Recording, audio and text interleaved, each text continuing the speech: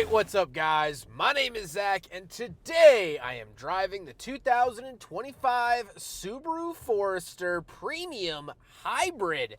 Up front is a 2.5 liter flat 4 as well as a hybrid system, and down below is a CVT. Now I am super excited to be making this video here today because the hybrid Forester is all new. They debuted it here in February at the Chicago Auto Show, and now it's hitting dealer lots in April. So that's very exciting, but also people have been asking for more hybrids from Subaru, and so they're delivering now, and we'll see how it stacks up. But if you'd like to submit your own vehicle and have it reviewed here on the channel, you can head on over to my website, zackpradel.com/submit.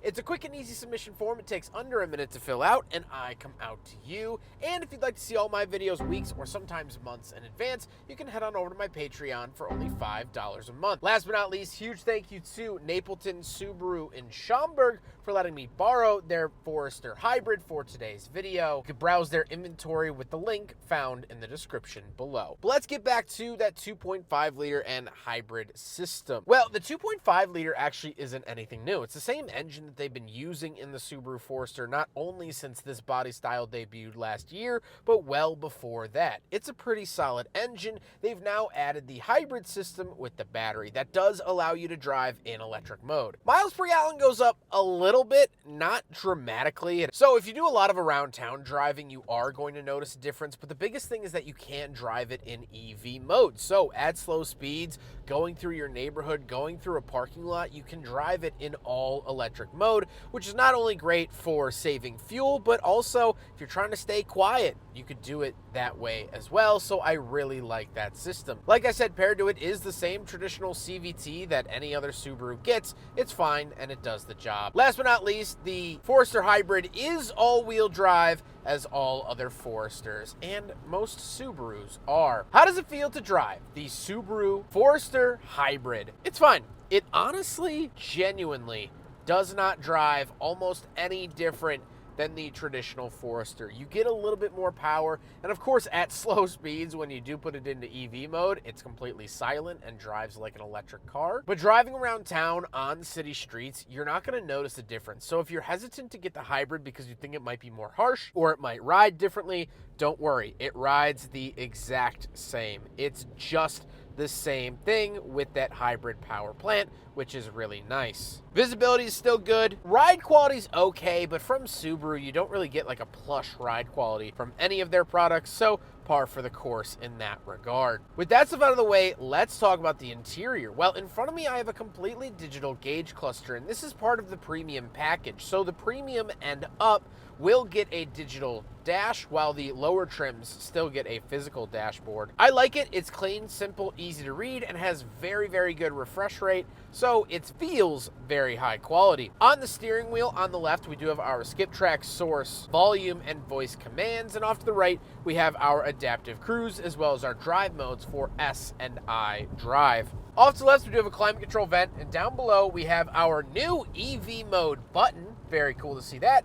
Power tailgate on and off, gauge dimmer switch, and our gas cap release. Moving on to the door, we have our latch to get in and out, power mirrors, power locks, and power windows. Moving into the center, we do have our large infotainment display. Again, this remains pretty unchanged from the standard Forester down to the pages, so you don't get any cool or interesting hybrid or EV page. I would have liked to have seen this. Maybe I could watch the energy flow from the engine to the battery to the wheels to the motor, things like that, but that's okay. Here's the backup camera. Nothing really new there. Wireless Apple CarPlay, Android Auto, all the fixins. We also do have some physical knobs on the left and right of the screen. We have volume off to the left and the driver temperature, and off to the right we have tune and the passenger temperature. Down below we do have our aux, USB-C, as well as USB-A, a wireless charger, and the shifter. Shifter is a pretty parts bin shifter, nothing really to note there. Been the same for a while, and it continues to be here in the hybrid. Power parking brake and cup holders, so we will do a big friggin' bottle test here in the hybrid Subaru Forester, and unfortunately it fails. It looks like it starts to go in, but it's such oddly shaped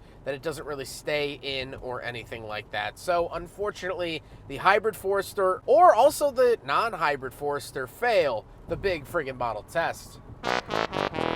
Then we do have a center console and the seats. The seats are cloth. That is part of the premium. However, you can go up to the touring and that would have leather seats if that's something that you want. This is just the more basic option. They're fine. They do the job. The driver's seat is power, which is very nice to see, so I quite enjoy that. However, speaking of seats, we do have back seats, so let's go do a back seat review. All right, so we're in the back of the 2025 Subaru Forester Hybrid, and a couple of things to note. First of all, we do have 2 climate vents down below. We have a USB-C as well as a USB-A charger, although you can see the block-off plates for where the rear heated seats would be because this doesn't have that option. Knee room good, headroom good. I fit really well in the back of the Forester. I've always praised it for that. These seats feel a little bit harder than the normal Forester seats. I'm not sitting in them back-to-back, so maybe I'm just misremembering it, but these do feel kind of hard. This car also has like 6 miles on it, so something to note there. But I do get to enjoy this giant sunroof. Absolutely love that. And the seats do recline a little bit. So there was skepticism that the hybrids were going to maintain their reclinable seats. They actually do. So that is very nice to see. Overall, it's a really nice place to be. But let's hop in the very back. We'll take a quick look at the trunk and cargo space because that does change slightly for the hybrid, and then we'll talk about the looks. All right, around the back of the Subaru Forester Hybrid, button here in the center, and we do have a power operated tailgate.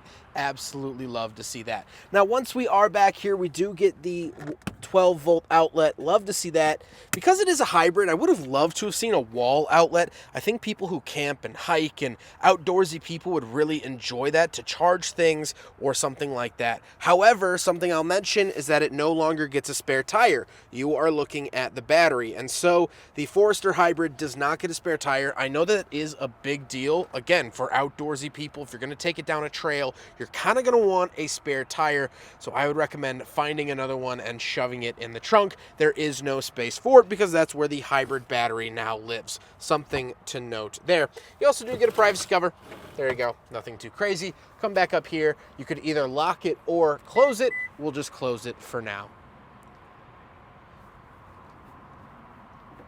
Now we got to talk about the looks, and this remains mostly unchanged for the hybrid, although the premium hybrid gets the nicer 18-inch wheels as opposed to the 17-inch wheels found on the normal premium. Very, very weird decision. I don't know why they did that, maybe rolling resistance or something like that, but you do get the nicer wheels in that premium hybrid as opposed to just a regular premium. Otherwise, I like the red color. I don't often see Subarus in red, so that is very nice to see, and I quite enjoy the looks of it. This is one of the few cars that Subaru hasn't botched the looks of in the last few months. So, nice to see that it still looks presentable and like a Subaru. With all of that being said, let's get on to my final thoughts. What do I think driving the Subaru Forester Hybrid for the very first time upon its debut? Well, I like this a lot. Honestly, there doesn't seem to be any downsides to getting the hybrid. It still drives the same, has the same features, and it offers the same trim levels that the non-hybrid offers. You also only go up between the premium and premium hybrid. You only gain about $1,500 or $1,500 to add the hybrid option on, which all said and done is not a lot of money. So it is nice that it's not this huge dramatic jump up in price if you do want the hybrid. I think it's fantastic that you can drive it in EV mode. I think that's a huge benefit. And honestly, while it only goes up an MPG or 2 on average, over 5 to 10 years of driving, that is going to add up pretty significantly. That is something to consider. I think if you're between a regular Forester and a hybrid, you don't have much to lose. It's not a plug-in. You don't have to worry about it. It's not something extra on your mind. It just kind of sips gas a little bit less, and hybrids are in demand, so Subaru knows what the people want. I hope you guys enjoyed the video. Huge thank you to Napleton Subaru in Schaumburg for letting me borrow their Forester Hybrid for today's video. These just hit dealer lots not only a few days ago, so I'm very appreciative that they got me in the seats. Please go check them out with the information found in the description below. I don't think you'll regret it. But I hope you guys enjoyed the video. Don't forget to rate the video, comment on the video, and subscribe if you really liked it. Take care, guys. you.